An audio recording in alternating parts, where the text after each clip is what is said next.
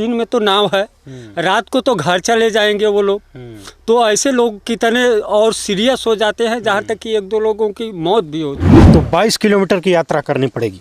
उसके पहले आपको एक डिस्प्रिन की टिकिया तक नहीं मिल सकती अगर आप रात बिरात बीमार हो जाए। लेकिन इनके सरकार में तो कुछ मिल नहीं रहा है जिससे बच्चे शिक्षा ग्रहण कर सकें। स्कूल वगैरह जाते हो कि नहीं? जाते हैं। अभी तुम कह रहे थे कि सर जी पुल बनवा दीजिए, तो सर जी दिक्कत हो रहा है, सब बच्चे नहीं जा रहे हैं पढ़ने। अच्छा। कभी नाव पलट जा रहा है। कागज में सब रोड बन जाती है, विकास हो जाता है, लेकिन धरातल पे उसका लाभ लोगों को नहीं मिलता। बड़ा अस्पताल नहीं और है। अस्पताल भी चूंकि यहाँ पहाड़ में यहाँ नहीं है। अस्पताल भी नहीं है। कोई अस्पताल नहीं है। एक बड़ा पहले स्कूल भी होम्योपैथिक नहीं है। अस्पताल गरीब था, आदमी हम लोग कैसे जाए पढ़ाएंगे वहाँ पढ़ने वो के भी लिए? बंद हो गया। सबसे बड़ी समस्या तो ये है कि 3 चीज, एक पुल, दूसरा इंटर कॉलेज और तीसरा हॉस्पिटल। चौथा में यहाँ काम धंधा नहीं मिलता। नमस्कार, लोकहित इंडिया में आप सभी का स्वागत है। मैं हूं मुझ कुमार।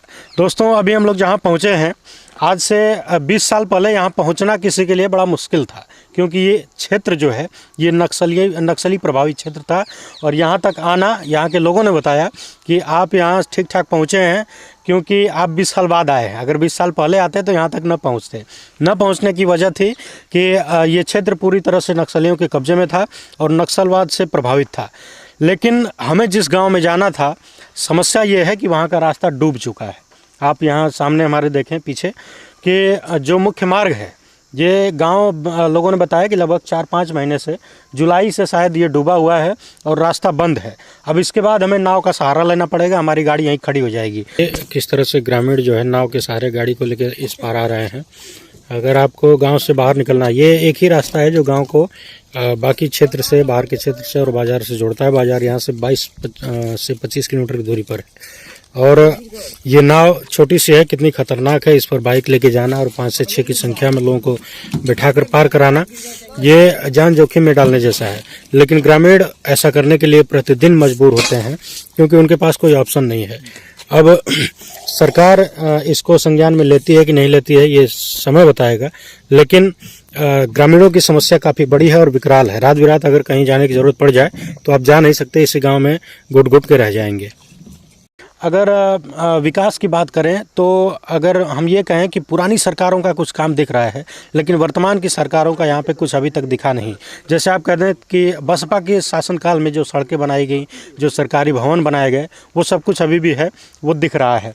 और लेकिन यहाँ के ग्रामीणों की मुख्य समस्या जो है, हम इसको संदर्भित करना चाहेंगे। यहाँ के जो वर्तमान के बीजेपी विधायक हैं भूपेश चौबे जी, उनको ग्रामीणों ने ये कहा है कि उनसे ये अनुरोध किया जाए कि यहाँ एक पुल बनवा दें, पुलिया छोटी सी, बहुत बड़ा बनाना भी नहीं है, ताकि ग्रामीण जो है वो मुख्य धारा से जुड़े रहें और सड़क से जुड़े रहें। अभी आप देखिए, अगर यहाँ से किसी को निकलना हुआ तो वो बिना नाव का सहारा लिए नहीं निकल सकता, और शायद ये नाव भी रात बिरात नहीं मिलती होगी। इसके बाद समस्या ये है, यहाँ लोगों ने ये भी बताया कि अगर आपको एक सुई भी लेनी हो तो 22 किलोमीटर की यात्रा करनी पड़ेगी। उसके पहले आपको एक डिस्प्रिन की टिकिया तक नहीं मिल सकती अगर आप रात बिरात बीमार हो जाएं। तो ये सोनभद्र का काफ़ी सुदूर इलाका है, पिछड़ा हुआ क्षेत्र है और दूरी काफ़ी ज़्यादा है। जब हम यहाँ पहुँचे तो कई लोगों ने ये पूछा कि आप इतनी दूर कैसे आ गए, यहाँ कोई कभी आता नहीं है। हमने कहा कि हम वहाँ पहुँचेंगे जहाँ कोई नहीं पहुँचता है और दिखाएंगे कि भारत कितना बड़ा है और इतने बड़े भारत में क्या क्या समस्याएं हैं, लोग किन किन समस्याओं से पीड़ित हैं, विकास का रथ कहाँ तक पहुँचा है, कहाँ नहीं पहुँचा है। हमें जिस गांव में जाना है उस गांव में जाने का यही सहारा है, नाव। अब इस नाव पर हम सवार होंगे और उस गांव में जाएंगे, वहाँ पहुँचकर लोगों से बात करेंगे कि अभी वो वर्तमान में वो लोग किस समस्याओं से जूझ रहे हैं। और हमारे पीछे देखिए वो बड़ा सा लंगूर भागते हुए जा रहा है। जैसा कि मैंने पहले भी बताया कि ये क्षेत्र कभी ऐसा था कि पूरी तरह से नक्सलियों के कब्जे में था, नक्सल प्रभावित था बुरी तरह से। तो अब आप देख सकते हैं हम लोग नाव पे बैठ चुके हैं और नाव काफ़ी छोटी है और बहुत ही डर लग रहा है कि कहीं कुछ दिक्कत ना हो जाए। लेकिन लोगों का कहना है कि 4-5 लोग बैठ के जा सकते हैं। अब आप अंदाज़ा लगा सकते हैं कि ग्रामीणों को कितनी समस्या हो रही होगी ये रास्ता डूबने से, रास्ता बंद होने से। क्या नाम है छोटू? साजन। साजन, ये नाव कितने घंटे चलाते हो दिन भर में? सर जी दिन भर चलाते हैं। पूरे दिन चलाते हो? कितना मिलता है? 7 बजे रात तक। शाम को 7 बजे तक? अच्छा, सुबह कितने बजे आ जाते हो? सुबह ये 8-9 बजे तक। 8-9 बजे आते हो। और पूरा दिन यहाँ नाव चलाते हो, ग्रामीणों को इधर उधर कराते हो ना? जी। कितना मिल जाता है दिन भर का? यही 150 मिल जाता है, कोई देते हैं, स्कूल वगैरह जाते हो कि नहीं? जाते हैं। अभी तुम कह रहे थे कि सर जी पुल बनवा दीजिए, तो तो सर जी दिक्कत हो रहा है, सब बच्चे नहीं जा रहे हैं पढ़ने। अच्छा। कभी नाव पलट जा रहा है, फूट गया है तो उसी में घूम कर जाते हैं। अच्छा, नाव पलट भी जाती है? फूट गई है ना। नाव फूट गई है ना। बच्चे ने काफ़ी भावुक होकर हमसे कहा कि सर जी ये पुल बनवा दीजिए, अगर हमारे हाथ में होता तो हम ज़रूर बना देते, लेकिन हमारे हाथ में जो है वो हम करेंगे। हम दिखा रहे हैं कि ये पुल अति आवश्यक है, इसकी वजह से बच्चे स्कूल नहीं जा पा रहे हैं, लोग अपने काम पर नहीं जा पा रहे हैं और काफ़ी समस्याओं का सामना करना पड़ रहा है। एक छोटा सा बच्चा जिसको स्कूल में होना चाहिए, वो दिन भर यहाँ पे नाव चला रहा है, ग्रामीणों को इस पार से उस पार करवा रहा है।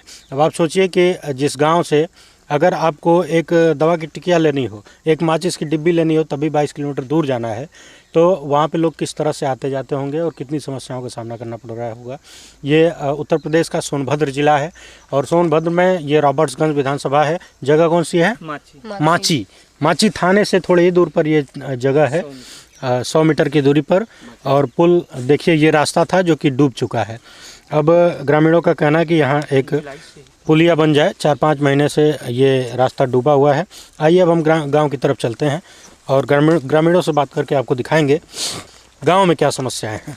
तो दोस्तों, हम लोग फाइनली पहुंच चुके हैं माची गांव में, जहाँ पहुंचने के लिए हमें एक नदी नुमा यात्रा करनी पड़ी। नाव पर बैठकर उस जगह को पार करना पड़ा। जहाँ का भी रास्ता था वो रास्ता पिछले कई महीनों से डूबा हुआ है। आप वहाँ देख सकते हैं गाड़ी हमारी कितनी दूरी पर खड़ी है और वहाँ से पार करके हमें नाव से फिर पैदल आना पड़ा। अब ग्रामीणों के बीच हम पहुंच चुके हैं। ये माची गांव है और इनसे हम बात करके जानते हैं कि वर्तमान सरकार से ये लोग कितने संतुष्ट हैं। आज की उत्तर प्रदेश की भाजपा सरकार इनके लिए कितनी सुखदायी है या फिर दुखदायी है। क्या बातें हैं ये लोग अपनी ज़बान से बताएंगे और फिर से योगी सरकार चाहते हैं या फिर सरकार को बदलना चाहते हैं। यदि बदलना चाहते हैं तो किसको लाना चाहते हैं, इन सारे मुद्दों पर बात होगी। यहाँ की मुख्य समस्या हमने सुना है कि यहाँ कोई कॉलेज नहीं है, मतलब इंटर कॉलेज नहीं है। प्राइमरी विद्यालय है, प्राइमरी है ना, इंटर कॉलेज नहीं है। अगर आपको इंटर कॉलेज मतलब इंटर की पढ़ाई करनी है, इंटरमीडिएट की प्राइमरी के ऊपर, तो आपको कितना दूर जाना पड़ेगा? यहाँ से 25 किलोमीटर। 25 किलोमीटर। अब आप अंदाजा लगाइए, इंटर की परीक्षा देने के लिए या बच्चों को पढ़ने के लिए जाना पड़ता है, तो यहाँ से 25 किलोमीटर और इधर से घूम कर जाएंगे तो 35 किलोमीटर पड़ता है। पहले जो हमारी मेन मार्केट पड़ती है रामगढ़, वहाँ जाने के लिए हमें सबसे बड़ी समस्या ये नदी, जो नगवा डैम के जलाशय का पानी, पहले रास्ता खाली था लेकिन जब डैम बन गया तो पानी लगा देते हैं। तो हम लोगों के लिए अब ये जानिए 6 महीने हो गया। अच्छा, आने जाने के लिए अगर हम लोग इस नदी के भर जाने से 35 किलोमीटर की यात्रा फालतू में करते हैं। अगर यही पुल अगर ऊंचा हो जाए तो हम लोग सिर्फ 20 किलोमीटर पड़ेगा रामगढ़ मार्केट। अच्छा, यानी कि 15 किलोमीटर बच जाएगा। 15 किलोमीटर बच जाएगा। और आदमी अगर बीमार हो जाता है यहाँ, तो यही समस्या है कि दिन में तो नाव है, रात को तो घर चले जाएंगे वो लोग। तो ऐसे लोग कितने और सीरियस हो जाते हैं, जहाँ तक कि 1-2 लोगों की मौत भी हो चुकी है। तो काफ़ी गंभीर समस्या है। गंभीर समस्या। और यहाँ शिक्षा की सबसे बड़ी बात तो ये है कि शिक्षा के लिए ये पहाड़ी इलाकों में बहुत ही अभाव है, क्योंकि इधर आसपास के क्षेत्रों में अगर हमें इंटर तक पढ़ना है हमारे बच्चों को, तो यहाँ से 25 किलोमीटर दूर वही नहीं जाना होगा या तो फिर रामगढ़। अच्छा, ये जो दूरी है 25 किलोमीटर की, ये आप साइकिल से तय भी नहीं कर पाएंगे। कहाँ से कर? क्योंकि रास्ते इतने ऊपर नीचे हैं, इतने ऊपर खाबर हैं। योगी सरकार तो कहती है गड्ढा मुक्त भारत, लेकिन आज हमारे पहाड़ में आप आइए, देखिए कि कितने सड़क पे गड्ढा है। वो तो हर जगह है, ये आप ही के क्षेत्र में नहीं है, ये पूरे उत्तर प्रदेश का यही हाल है। हर जगह गड्ढे हैं, अखबारों में सारी सड़कें बन गई हैं। हाँ, अखबारों में केवल पेपर में बनता है, कागज में सब रोड बन जाती है, विकास हो जाता है, लेकिन धरातल पे उसका लाभ लोगों को नहीं मिल पा रहा है। हमें एक चीज़ से आश्चर्य हुआ, हमें ये उम्मीद नहीं थी कि इतने दूर सुदूर गाँव में और इस तरह की बात करने वाले लोग, मतलब इतनी इन्होंने गहनता से चीज़ों को देखा है कि अखबार में सब छपा है लेकिन असल में काम नहीं हुआ है। असल में सर काम कतई नहीं हुआ है। पेपर में तो सारे रिकॉर्ड बताते हैं कि गड्ढा मुक्त भारत हो गया और विकास दर कितनी तेजी से आगे बढ़ रही है। किसानों की स्थिति क्या है देख लीजिए, यही हम लोग किसान हैं। अच्छा, आप लोगों की अभी दिसंबर चल रहा है ना? हाँ। एक महीने से भी कम समय में आपकी आय दुगनी हो जाएगी, ये मोदी जी कहे थे। तो लग रहा है कि दुगनी हो जाएगी। हमें तो कुछ लगता ही नहीं कि दुगुनी हो जाएगी, क्योंकि अगर आज भी यहाँ जो पहाड़ी इलाका है, यहाँ सोसाइटी पर धान बेचने जाते हैं हम लोग, तो सचिव लोग कहते हैं अरे काला है, तो नमी है, जबकि गवर्नमेंट 17% नमी किसानों के लिए छूट दी है। लेकिन अगर 12 से ऊपर हुआ तो माइनस करना शुरू कर देते हैं किसानों को, और हम लोग धान बेचने के लिए लाइन लगाते रहते हैं, महीनों दिन हो जाता है लेकिन कोई सुनवाई नहीं होती। मतलब महीनों की मेहनत करके आप फसल उगाइए, इसके बाद बेचने के लिए भी महीनों की लाइन लगाइए। महीनों की लाइन लगाना, और बनिया के पास अगर हम लोग जाते हैं तो कहेगा 1200, और खाद हम लोग कितना महंगा ले रहे हैं, डीजल कितना महंगा ले रहे हैं, और लेबरों को कैसे दे रहे हैं। हम लोग सभी लोग किसान हैं, मिलकर दे रहे हैं, और कैसे हम लोगों की अब यही जिंदगी देख लीजिए कि हम लोगों की जिंदगी कैसे दिखाई दे रही। और बिजनेस करने वाले हैं सरकार के लोग, तो वो बहुत कमा लेते हैं, हम लोग तो मेहनत करते हैं खेती में, तो कितना विकास होगा। जबकि हमारी फसल नहीं है सर जी, बड़ा अस्पताल नहीं और है। अस्पताल भी चूंकि यहाँ पहाड़ यहाँ अस्पताल भी नहीं है, कोई अस्पताल नहीं है। एक पहले होम्योपैथिक अस्पताल गरीब था, आदमी हम लोग कैसे जाए पढ़ाएंगे वहाँ पढ़ने वो के भी लिए? बंद हो गया। अच्छा, कुछ लोग बता रहे थे जैसे अगर एक टिकिया भी लेनी है तो 22 किलोमीटर दूर जाना पड़ेगा। 22 का इधर से जाएंगे तो 22, इधर से जाएंगे तो 35। इधर से जाएंगे तो ये नदी पार करनी पड़ेगी। तब वही क्या होगा कि अगर हम लोग बाइक से हैं तो मोटरसाइकिल नाव पे ला देंगे, क्या पता चला 1-2 मोटरसाइकिल तो बीच में गिर गई। अच्छा, गिर भी चुका है, गिर भी चुकी है। मैंने आपको पहले ही कहा कि सहयोग है कि हम लोग पहाड़ी लोग हैं, कुछ लोग तैरना जानते हैं कि बच गए, नहीं वैसे लोग होते तो उस पानी में डूबकर मर गए होते। यहाँ काम भी नहीं मिलता है सर जी, कि हम लोग को कर करके अपना बाल बच्चा कोई काम धाम नहीं मिलता, कोई काम नहीं। बस किसानी मिल गया, अपने के 4 बीघा किसानी है, वो कर करके अपना खा। अच्छा, काम करना है तो शहर में जाना पड़ेगा। हाँ, बहुत दूर जाना पड़ेगा, बनारस जाना पड़ेगा, लखनऊ, गुजरात, सूरत, दिल्ली, इधर बॉम्बे लोग जाते हैं, और इधर कोई विकास नहीं। उधर बनारस में भी तो काम नहीं मिल रहा है। अब कहाँ काम है, अब काम नहीं है। वही जाएंगे लोग इधर के तो गुजरात जाएंगे, या आंध्र प्रदेश चले जाएंगे, या मुंबई में चले जाएंगे, दिल्ली में चले जाए, फैक्ट्रियों में जाएंगे तो काम मिलेगा नहीं। सब रोजगार बाहर में जहाँ आदमी तो 6 महीना साल भर खाते, 1-2 महीना खाते तो बाहर में जाए ना। 1-2 महीने के लिए जाएगा तो उसका भाड़ा किराया भी नहीं मिलेगा। किराया भी। ये लोग हमें मिले थे यहाँ पे, धान दवनी हो रहा था, तो इन लोगों ने हमने सोचा कि इनसे बात की जाए और देखा जाए कि माची गांव में ये आप समझ लीजिए कि सोनभद्र जिले से जो मुख्यालय है वहाँ से काफ़ी दूरी, 50 किलोमीटर की दूरी है, और काफ़ी पिछड़ा हुआ इलाका है। आपने देखा है, अभी अगर आप देखेंगे तो कई किलोमीटर तक कोई गांव वगैरह नहीं है, और यहाँ से कुछ दूरी पर बिहार का बॉर्डर भी है। कितनी दूरी? यहाँ से 10 किलोमीटर। 10 किलोमीटर। तो आप अंदाज़ा लगा सकते हैं कि कितना पिछड़ा हुआ गांव है। लेकिन यहाँ लोगों की मूल समस्या, पहली समस्या तो ये पुल है जिसने इन लोगों को अलग कर दिया है। रात बिरात अगर कोई बीमार पड़ जाए तो बहुत परेशानी। सर, एक बड़ी समस्या तो ये है, हम ये कहना चाहेंगे आप लोगों के माध्यम से, जो ये नगमा डैम बढ़ा है उसमें हम किसानों की बहुत सारी जमीन चली गई है डूब में, जिससे धान की फसल या गेहूं की फसल, यहाँ आप सामने देख रहे होंगे वो पड़ती दिखाई दे रहा है। हाँ, उसमें कोई फसल नहीं लगाई, कोई फसल नहीं लगाई गई है। वो पेड़ जो दिखाई बगुला बैठे हैं उसके नीचे वो पड़ती दिखाई। ऐसे हम लोगों की उधर की सारी जमीनें डूब गई हैं, जबकि आज तक सरकार द्वारा मुआवजा नहीं मिला। तो देखिए, ये बारी बारी से एक समस्याएं निकलते जा रही हैं, और इन्होंने बताया कि डैम बढ़ने से इनका खेत जो है डूब गया। अब खेत डूब गया, घर गिर गया, उसका कोई मुआवजा नहीं मिला। और सर 7.5 बीघा हमारी जमीन है इस डूब क्षेत्र में, और 1 पैसे अभी तक नहीं मिला है सरकार द्वारा। एक बार सरकार द्वारा मुआवजा बनकर आया था, 1 बीघे का मात्र 16,000 रुपये के दर से बना था सालाना। हाँ, तो मिला कुछ नहीं, हम लोग लिए नहीं। 16,000 बीघा। सर हम लोग जाएंगे खरीदने अगर जमीन, तो अगर प्लेन में जाएंगे तो 10 लाख बीघा मिलेगा, और हमको मात्र 16,000 बीघा के दर से मुआवजा मिला है। हम लेकर करेंगे क्या? छोड़ दिए उसी प्रकार सरकार को। हम लोग छोड़ दिए। अच्छा, आप लोगों की कोई लड़ाई नहीं चल रही है इसमें? कोई लड़ाई सर, हम लोग गरीब आदमी हैं। कोर्ट कचहरी में हम लोग जब पैसा रहेगा तब तो लड़ेंगे।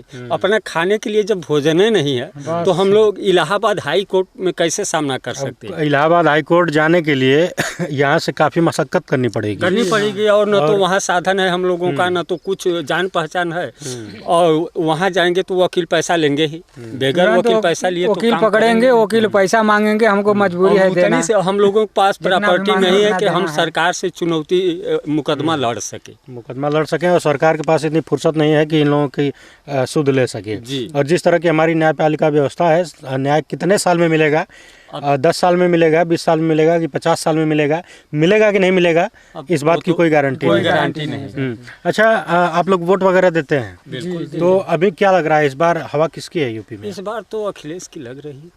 अखिलेश की लग रही है। अखिलेश की हवा चल रहा बा। अखिलेश की कहाँ है दादा, कुछ अच्छा करेंगे क्या वो?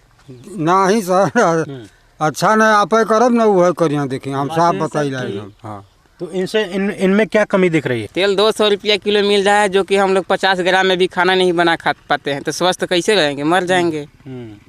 तो महंगाई से समस्या है ना, महंगाई की वजह से इनसे नाराज हैं। आपको क्या लगता है, बदलना चाहिए? जी हाँ, बदलना चाहिए। बदल के तो सरकार बनाना चाहिए सर जी। ये बात क्या बात है, ये बदल के सरकार बनाना चाहिए। हमारा आने वाला पीढ़ी जो कि अपना दाव पे खेलते रहे, हमारा आते रहे।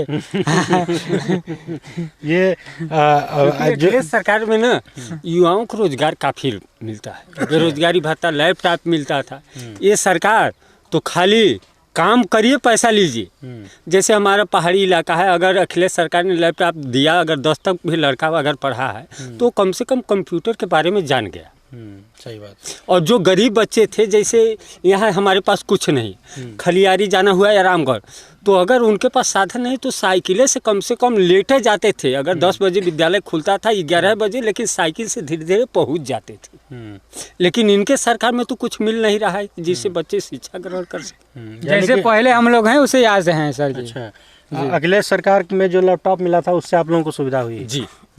ये और साइकिल भी मिली थी, तो साइकिल भी गरीबों को बहुत सुविधा मिली थी कि जो बच्चे पढ़ने लायक थे वो न यहाँ से तो साइकिल चलाकर मेहनत करके जाते थे और जाते थे, जिससे उनका कुछ विकास हुआ। यहाँ इंटर कॉलेज की बड़ी समस्या है, इंटर कॉलेज और हॉस्पिटल।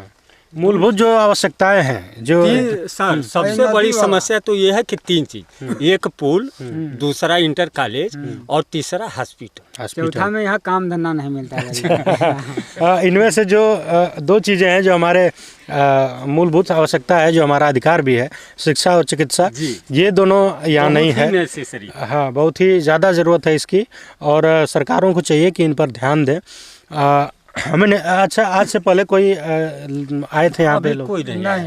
कोई आप लोग पहले हैं जो टीवी वाले कि पहले बार है कि आप लोग आए हैं माची। तो ये यहाँ पहुँचते पहुँचते हमें समझ में आ गया था कि यहाँ तक कोई आएगा नहीं। रास्ते में भी कुछ लोग मिले थे, उनका कहना था कि इतनी दूर आप लोग आ कैसे गए, यहाँ तक कभी कोई आता नहीं है।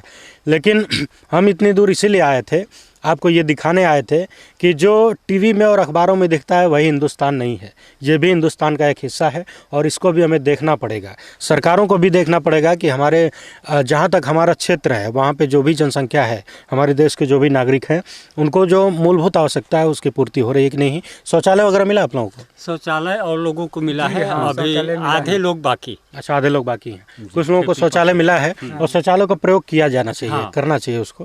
तो देखा आपने, ये उत्तर प्रदेश का सोनभद्र जिला था। सोनभद्र में ये रॉबर्ट्सगंज विधानसभा में माची गांव है, काफ़ी सुदूर क्षेत्र है, और यहाँ पे जो मुख्य समस्याएं थे हमने आपको दिखाई, और लोगों की पॉलिटिकल राय क्या है इस बार उत्तर प्रदेश चुनाव को लेकर, ये भी हमने आपको दिखाया।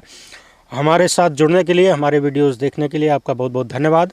इसके साथ ही आपसे एक अनुरोध है कि यदि आपको हमारा वीडियो अच्छा लगता है, हमारा काम अच्छा लगता है, तो हमारे समर्थन के लिए कृपया हमारे चैनल लोकहित इंडिया को सब्सक्राइब जरूर करें। बहुत बहुत धन्यवाद। जय हिंद।